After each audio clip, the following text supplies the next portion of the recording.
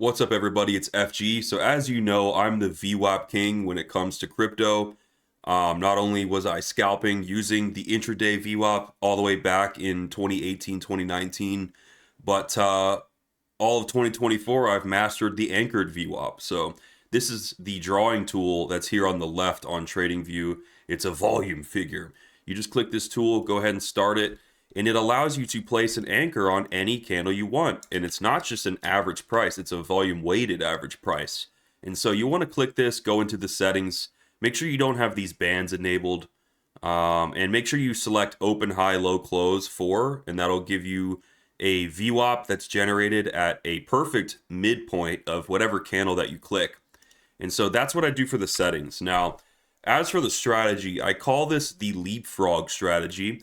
That's going to be the official term for it, but it's going to be an interval-based VWAP strategy. By interval-based, I mean these are going to be VWAPs based around time periods, such as first of the quarter, first of the month, or first of the week. And what I've noticed, particularly with Bitcoin, but any asset, I'm sure you could backtest and find this type of action playing out, is that whenever a new interval is generated, like a new week, a new month, or a new quarter, the price action almost always runs back to the previous period for either support or resistance. So let me demonstrate this for you. First of all, we're going to go to the 3-month chart, which is going to be a quarterly period. And we're going to take our anchor tool and we're just going to place some anchors on the last 3 quarterly periods. Now we're going to zoom in a bit and we're going to research what Bitcoin did during this point.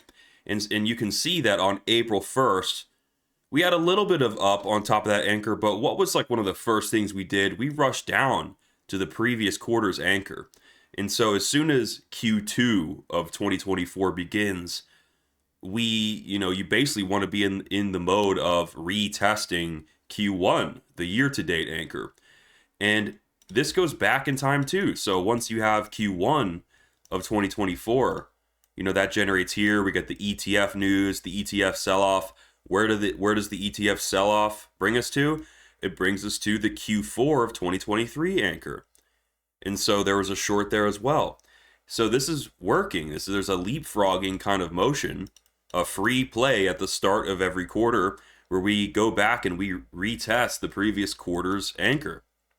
Now let me demonstrate this on a monthly scale.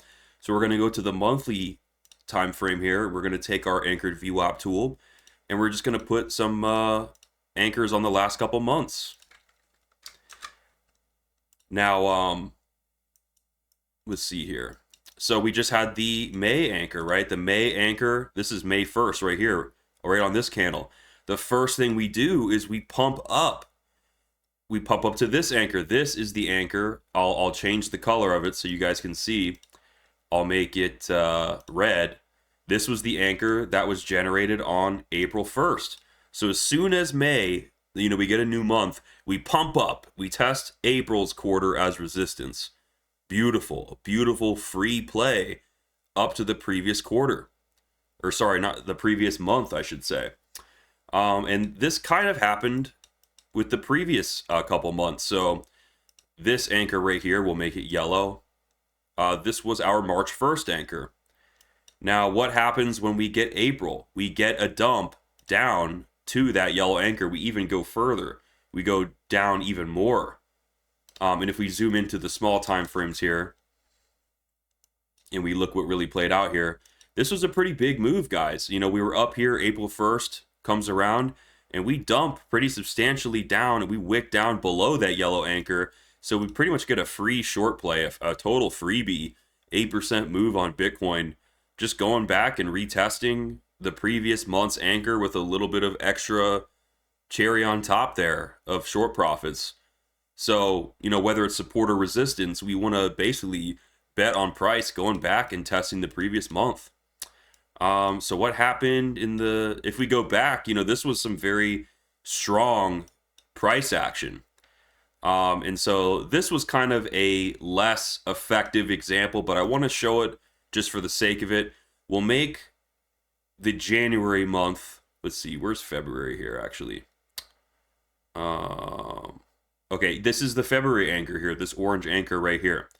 So first of all, when we get February, you get that free move up to the January anchor, right? A little 4.5, or it was a 3.5% move. And if you stayed in that long, you caught the entire pump. So that was a crazy move that happened back here. But I would say that this move was a little bit iffy. So you get that March 1st yellow anchor formed right there. And you're expecting, based on this rule set that I just created here, you're expecting a correction of about 13.3% down to that orange anchor, right? Unfortunately, we run on this anchor for another 20%, and then we dump down. You see, then we get the correction down to the orange anchor. So sometimes it doesn't play out as much. We did get that massive dump. This is why that big dump back here happened. We didn't quite hit the previous month's anchor, but we did get a big sell-off. And so, you could have potentially been shorting this, thinking that it's gonna go down to that orange anchor. And it does dump, it just doesn't hit. You would have had to get out at that point. Or you could have gotten just stopped out. You could have put a shorted this down to the orange anchor. The short gets stopped out, and it's whatever. But, you can't help but recognize that eventually we did come down. I mean, we run up on this anchor for a bit, but then we do dump down. We dump down 18% down to that previous month. So it was only a matter of time before we got tired, and we did have to come down. It just didn't play out immediately. So you can see here, this move took about this is the 1 hour chart. This took 17 days. This took almost 20 days to finally play out. And so, you want to use Market Cipher B if the waves are giving you some good backup for that kind of trade, then take it, right? You see back here that there was some bearish divergence. I think you would have been justified to have a short position aiming down for that previous month's anchor, just because this strategy is so sound, right? But in this case, the market was moving up in such a FOMO-y, frothy kind of fashion that we just got more running on top of that March anchor until we finally came down to February. So just recognize that it's not always going to play out perfectly, super quick.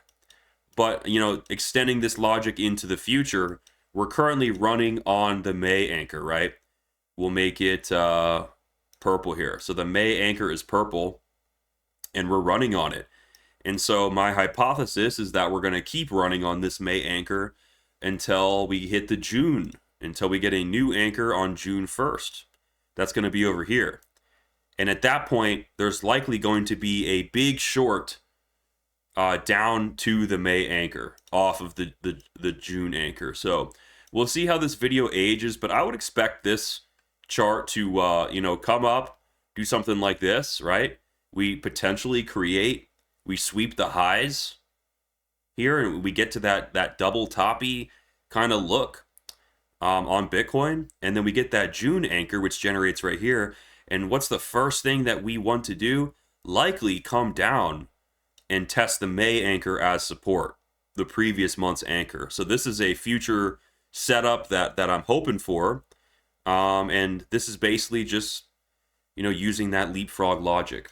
And so if you apply this to the weekly, this also works. You could go to the weekly time frame, get your anchor tool, put some on the last couple of weeks. Let's just see how it did on the last couple of weeks here. Let's see, we'll make this yellow, and we'll make this red. So you can see that, we get a new week. What do? We pump up, boom, right up to that anchor, the previous week's anchor.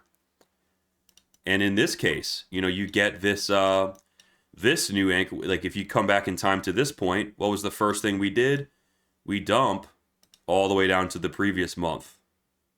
So these are pretty scripted, not fully guaranteed, but it seems like 70% of the time, 80% of the time, you get a new interval, a new weekly, a new monthly, a new quarter, And there's a strong likelihood that we're going back to the previous period as either support or resistance. So just something to look at, guys.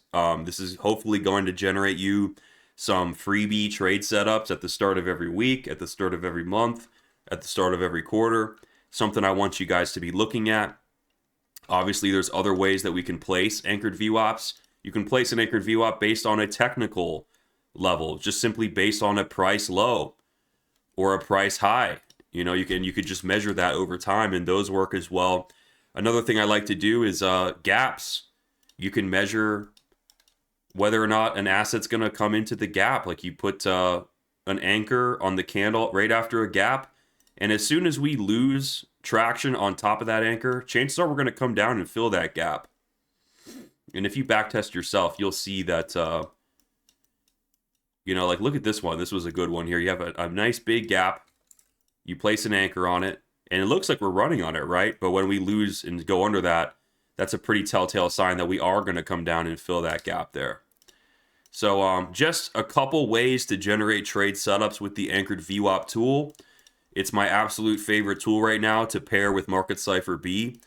And just wanted to make this quick video to share you guys that LeapFrog strategy that I've been noticing. And hopefully you guys can make some money with it. And if you do, let me know. Drop a like and leave a comment on this video if you make money with this strategy. And make sure you guys like and subscribe. And you could use a couple of my codes for Market Cipher down here. Get these oscillators. You could use code Lightning, code King, or code Titanic, all 15% off, and get the best indicator package in the business. But these anchored VWAPs are free. This is just a drawing tool on TradingView. So nice volume weighted, dynamic support and resistance. If you guys have any questions about this strategy or the anchored VWAP tool, drop them down below, and I will answer as best as I can. And you guys have a good rest of the weekend. Thank you.